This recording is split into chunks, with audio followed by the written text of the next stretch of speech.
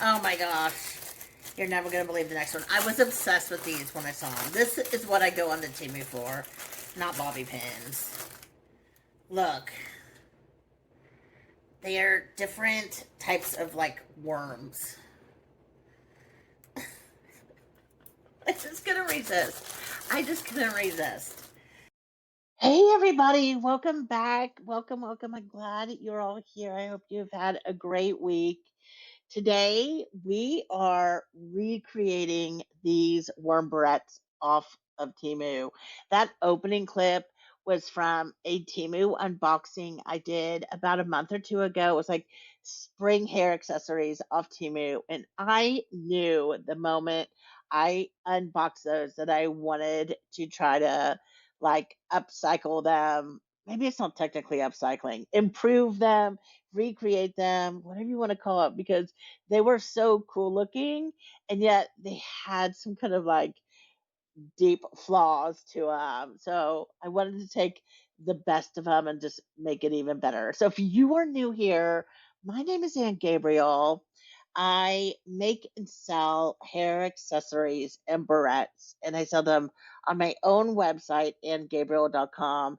And then I also sell them on Etsy at Anne Gabriel Shop, and I'll put those links below. I'll also try to put the links to these original Timu um, barrettes if you want those, or any of the other supplies that I use through this whole thing. Nobody sponsors me. I just come on YouTube once a week, and sometimes I talk about what it means to be like a small business owner and trying to grow my business. And sometimes we do craft videos, or sometimes I show you how to make a barrette. And so today we're just doing these because I just thought it would be a lot of fun. And they did it turn out way better than I even could have imagined. So I hope you'll like stay to the end to see the final product. So, anyways, let's get to the business of fixing these. Um, Obviously, the first thing I did was I cleaned them all off to make sure there's no dirt on them, and then I wanted to pull the actual worms off the barrettes. There were a couple of them were like really easy to pull off. A couple of them I just used my scissors to pry off the glue. You can see how cheap these barrettes are. They're just terrible. So and then I just got to the business of painting them. I originally thought that I would use like maybe paints and paintbrushes, but then I just like quickly settled on paint pens, and they worked great. I have two sets. I have the Sharpie set, and then I have this kind of cheaper no name brand that I think I got off Amazon, and both of them worked really well. I think if I was going to make a lot of these, or if you already have them, I might try to use Posca pens. I don't own Posca pens because I don't use paint pens that often, um, and they're obviously very expensive. But uh, these ones kind of I had to do like multiple coats on them. So I thought if I was going to try to recreate this again or do them in a serious way, I might invest in better markers. But they did work really well. Especially the Sharpie ones. I think they were like $17 for the set of them, and they're actually great little markers. They were a brush tip, and they did a really good job. It's just the ones that were like a lighter color I had to go over a few times, and then like that pink one, for whatever reason, like everything I touched somehow transferred onto that pink one. I ended up um, repainting it orange. You'll see in the end, and the orange actually ended up staying like very bright and like a great color. So that was a good decision. But all I did was simply, go through them and paint them. I originally thought I would try to do a couple of them kind of realistic, but I was like, who wants a realistic worm in their hair? You want like bright, fun things for the summer. Have a good time, you know what I mean? So I just painted them whatever I felt like, and these were the final kind of designs. The gray one, I do end up putting pink dots down its back a little bit later. I actually was gonna do glitter and do glitter down its back, um, but when time came for such a decision to be made, I was not in the mood to have, I was like, this glitter is going to go everywhere. This is not going to work. And one of the things with glitter and resin is like, if you're going to use glitter and resin, because glitter does have a tendency to kind of get into places you don't want it to be. Like, I knew what would happen is I'd be looking at, there'd be like random glitter pieces on the other worms. I didn't even know how they got there because it's just the way it works. So I just left the glitter out of it and just did pink polka dots like down its back.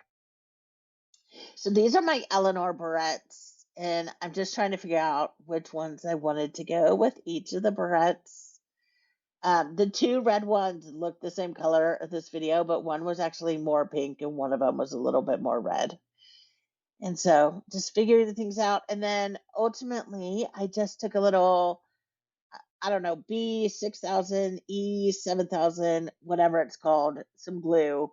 And, all the worms were wavy. So they only made contact on the Barrettes in a couple of places, like on their little feet. And that's why they were so easy to pop off. And I didn't want to have the same problem.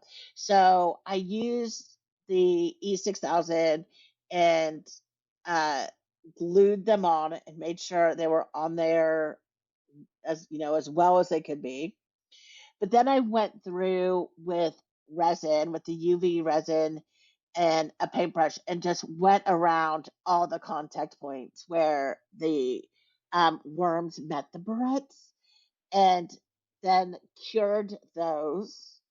And then the very last thing I did was do UV resin on top of all the worms and on the barrettes itself, and then made sure I hit those contact points one last time. Um, I was unsure about doing the UV resin all the way down the worms, so I did it on one of them just to practice with it. It ended up being a really good decision. I thought what might happen if I had not done the UV resin is that you'd be caught in a rainstorm or something would happen and the paint markers, like I wasn't sure about how fast the paint was adhering to the worms themselves. I could just see the paint wearing off kind of quickly. You accidentally throw it in the washing machine with your, or something, and I could just see the paint rubbing off. And I was like, I wanted this barrette to last. Like, there had been so much work already put in them, and so I just went ahead and covered all of it in resin and the barrette base again. And that ended up being a great decision because it really, really made all the colors pop. And instead of being like a matte finish, they became a shiny finish. And they looked amazing. So here are the final products. There's 5 of them. I'm actually going to put them for sale on my website and Gabriel.com. So if you want one of them, you're more than welcome to go and buy it. There's only one of each color though. So I'll be curious to see which ones sell out first. I don't know. I love them all. I had a great time making them. Thank you for watching my video. If you made it all the way through, I hope you'll consider, you know, uh, subscribing or liking or sharing this video because I'm such a small channel that anything you could do to like help, the channel along would be greatly appreciated. Hope you all have a great day. Have a great week, and I'll talk to you later.